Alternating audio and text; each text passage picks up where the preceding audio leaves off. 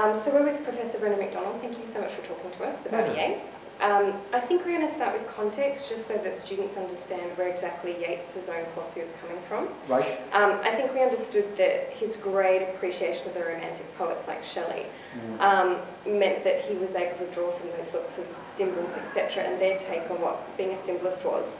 So if we look at his quote saying that the sacred books of the world include something like Shelley's work, then how could we also say that he was a modernist at the same time? So how can we contextualise him in Victorian poetry?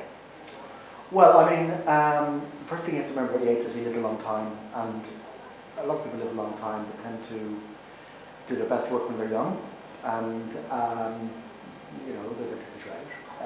Yeats, 1865 to 1939, and much of his really, really great work came out in his late middle age and old age. Much of the work which is rated as amongst his best. So I think that we need to think about Yeats as straddling different periods.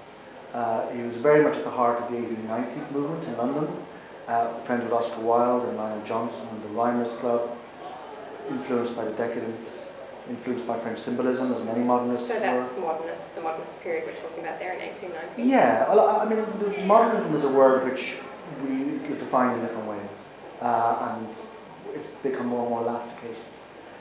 I think that when we think of high modernism, when we think of modernism which is very, very formally experimental, when we think of T.S. Eliot, it's The Wasteland, a volume like Yeats' 1928 volume, The Tower, fits very much into that tradition.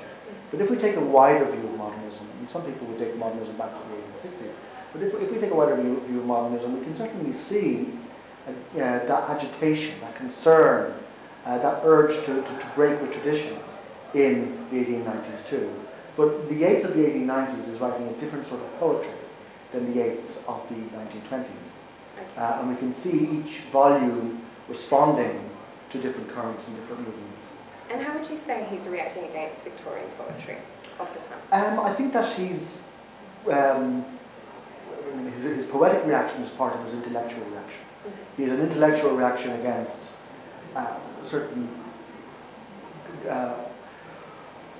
habits of thought which he sees as becoming ascendant during the 19th century, namely empiricism, positivism, a very scientific outlook which records surfaces. Yeats is much more interested in visionary truths rather than surface appearances. So he reacts against Victorian realism, be it in fiction or in poetry. He reacts against, aesthetically he reacts against realism.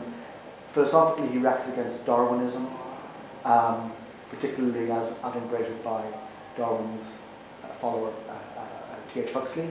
And of course, as his own father embraces that sort of materialism, mill, and so on. So Yeats is a reaction against that, and he looks for a poetic language which shoots against it, which shoots against a depiction of surface movement, of narrative, of a clear relationship between cause and effect, clear meanings, certainly of a morality.